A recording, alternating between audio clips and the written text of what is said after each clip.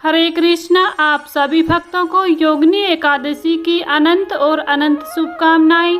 आप सभी भक्तों पर भगवान विष्णु की कृपा सदैव बनी रहे।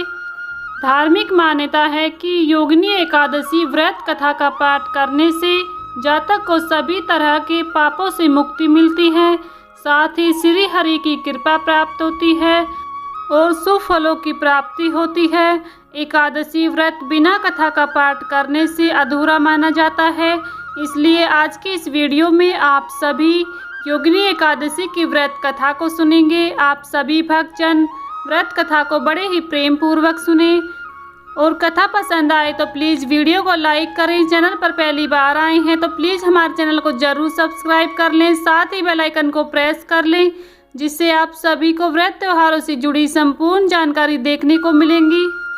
प्रेम से बोलिए विष्णु भगवान की जय, माता लक्ष्मी की जय। धर्मराज युधिष्ठिर कहने लगे, हे भगवान, मैंने ज्येष्ठ शुक्ल एकादशी के व्रत का महात्म सुना। आप कृपया आषाढ़ कृष्ण एकादशी की कथा सुनाइए। इसका नाम क्या है, महात्म क्या है, और यह भी बताइए। श्री कृष्ण कहने लगे, हे राजन, आषाढ़ कृष्ण पक्ष की एकादशी का नाम योगिनी है। इसके व्रत से समस्त पाप नष्ट हो जाते हैं। यह इस लोक में भोग और परलोक में मुक्ति देने वाली है। यह तीनों लोकों में प्रसिद्ध है। मैंने तुमसे पुराणों में वर्णन की हुई कथा कहता हूँ, ध्यान पूर्वक सुनो। स्वर्गधाम की अलकापुरी नामक नगरी में कुबेर नाम का एक राजा रहता था। वह शिव भक्त था और प्रतिदिन शिव की पूजा किया करता था।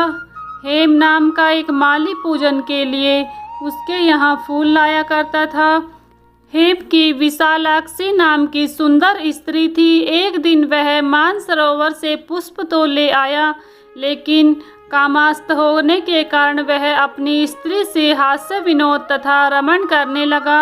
इधर राजा उसकी दोपहर तक राह देखता रहा। अंत में राजा कुबेर ने सेवकों को आज्ञा दी कि तुम लोग जाकर माली के न आने का कारण पता करो, क्योंकि अभी वह तक पुष्प लेकर नहीं आया है। सेवकों ने कहा कि महाराज, वह पापी अतिकामी है, अपनी स्त्री के साथ हास्य विनोद और रमण कर रहा होगा। यह सुनकर कुबेर ने क्रोधित होकर उसे बुलाया। हेम माली राजा के भय से कांपता हुआ उपस्थित हुआ। राजा कुबेर ने क्रोध में आकर कहा, अरे पापी, नीच कामी, तूने मेरे परम पूजनीय ईश्वर श्री शिवजी महाराज का अनादर किया है।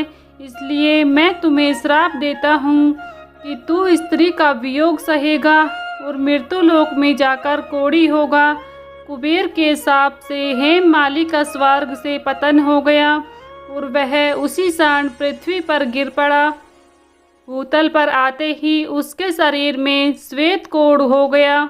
उसकी स्त्री भी उसी समय अंतर्ध्यान हो गई।